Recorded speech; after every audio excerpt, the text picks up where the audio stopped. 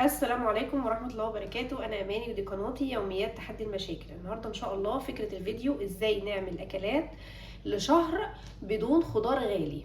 إزاي بقى الكلام ده؟ هقول لكم شوية أفكار نعمل بيها أكل منيو كامل لشهر أو أكتر. نعمل أكلات بدون خضار. نبدأ بقى على طول. أول حاجة عندي حواوشي لحمة، وممكن نحط جنبه جرجير أو خس أو مخلل اللي يعجبك اهو. بعدنا خالص عن الخضار الغالي. تاني حاجه، لو مش هتقدري تجيبي لحمه، حوشي بطاطس وتحطي برده جنبه جرجير او خس او مخلل. تالت حاجه جلاش باللحمه. رابع حاجه جلاش بالفراخ. خامس حاجه جلاش بالسجق. سادس حاجه جلاش بالكبده.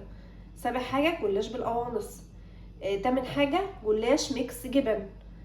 تاسع حاجه جلاش بالجبن المشكله. عاشر حاجه سوري تاسع حاجه جلاش ميكس قوانص وكبد.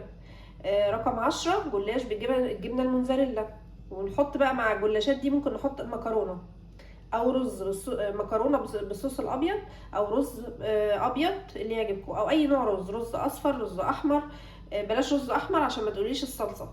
والطماطم. رز ابيض، رز اصفر، رز بشعريه، رز وحبه وحبه جنب الجلاش او الحواوشي. رقم 11 جلاش باي نوع جبنه. ونحط جنبه برضو مخلل وخس او جرجير. رقم 12 صينيه مكرونه بوش جبن.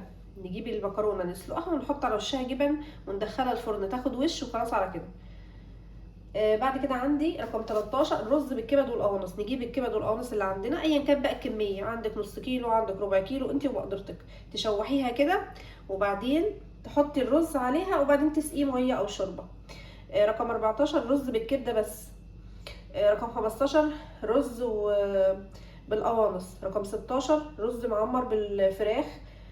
وبنحط جنبه بقى مخلل او جرجير او خس، الحاجه اللي في مقدرتك او تقدري تجيبيها حطيها. رقم 17 رز معمر وفراخ بانيه. رقم 18 رز ابيض وفراخ مشويه. رقم 19 رز اصفر وفراخ بانيه. رقم 20 رز ابيض وسمك اي نوع بقى، مشوي مقلي براحتك. ممكن بقى تقليه، بس ازاي؟ تحطيه في الفرن نفس خلطة السمك، وتحطي كده تحطيه في صينية وتحطي على وش زيت. انا عاملة الطريقة في القناة. رقم 21 رز بني وسمك. رقم 22 رز بشعرية وكرات الكفتة، سواء بقى كفتة فراخ كفتة لحمة. ونحط جنبه بقى يا مخلل يا جرجير يا خس. رقم 23 رز حبة وحبة، ونعمل جنبه كباب حلة أو فراخ بانيه أو لحمة مشوية أو لحمة مسلوقة أو كبدة اسكندراني أو كبد وقوانص أو أي حاجة من الحاجات اللي قلت عليها دي. رقم 25 مكرونة بالصوص الأبيض. الصوص الأبيض ده عبارة عن إيه؟ معلقتين دقيق أو 3.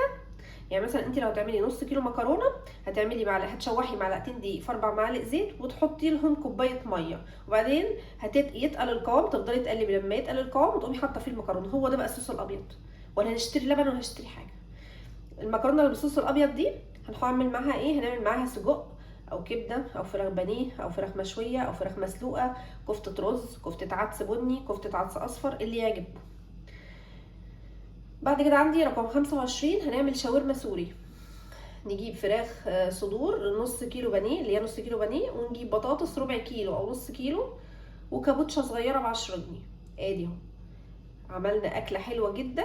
ومش لازم نجيب عيش الشاورما، ممكن تعمليه في البيت. ولو ما تقدريش تعمليه او ما تقدريش تشتريه، لو السببين دول عندك، ممكن تعمليه جنب مكرونه، نفس الشاورما دي جنب مكرونه او جنب رز.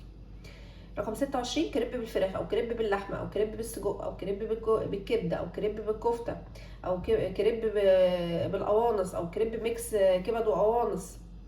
ونحط معاه بطاطس، كابوتشا، بصل مقطع، خيار مقطع، طبعا خيار مخلل، زيتون شرايح. تجيبي توم يعمل لك فرح. رقم 27 البيتزا. تحطي بقى بيتزا جبن بس، بيتزا بالقوانص والكبد، بيتزا لحمه مفرومه، معلقتين لحمه مفرومه او ربع كيلو تحطيهم على وش البيتزا عادي جدا. بيتزا بنص صدر فرخه او معلقتين لحمه مفرومه. صوص البيتزا بقى، هتقولي صوص البيتزا بيحتاج كاتشب. ابدا، احنا مش هنعمل صوص بيتزا، احنا هنستخدم بديل صوص البيتزا اللي هو الكاتشب. كيس كاتشب ب2 جنيه تحطيه على وش الصينيه، وبعدين تحطي فوقها الحشو. تحطي بقى جبن، تحطي بصل عندك في التربو، تحطي شرايح زيتون، تجيبي لك تمن من عند السوبر ماركت، هيعمل لك فرح. تحطي صدر فرخه او نص صدر فرخه مشوح كده على النار، كنت مشوحاه. تحطي لحمه مفرومه كنت مخليها من اكله باقيه قبل كده او مجهزاها من قبل كده. الفكره رقم 28 كشري مصري. الفكره رقم 29 كشري اسكندراني وبيض مسلوق. الفكره رقم 30 البصاره. انا قلت لكم اكتر من انا قلت لكم كده 30 فكره، ويمكن نطلع منهم كمان اكتر من 30 فكره ينفعوا اكتر من شهر. يا ريت بقى لو عجبكم الفيديو لايك واشتراك في القناه. يا جماعه القناه متنوعه، فيها فيديوهات كتير عن التوفير، ازاي اوفر في الكهرباء، ازاي اوفر في الميه، ازاي اوفر في الغاز، ازاي اخسس وزني وانزله وابقى رشيق على طول، ازاي اكتشف ان ابني عنده تاخر في اللغه ومش بيتكلم كويس واتصرف ازاي. عندي اكلات توفير، منيو توفير، مشتريات فيها توفير، واشتري ازاي بذكاء، ازاي اشتري الخضار بذكاء. كل دي فيديوهات وافكار لفيديوهات عندي موجوده على القناه. يا ريت تدخلوا وتتفاعلوا على القناه، لان التفاعل على القناه ضعيف جدا. بشكر كل الناس اللي بتدخل جديدة عندي وبرحب بيهم طبعا.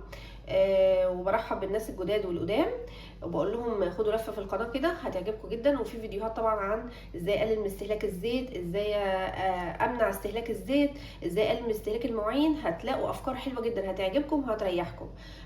والسلام عليكم ورحمة الله وبركاته.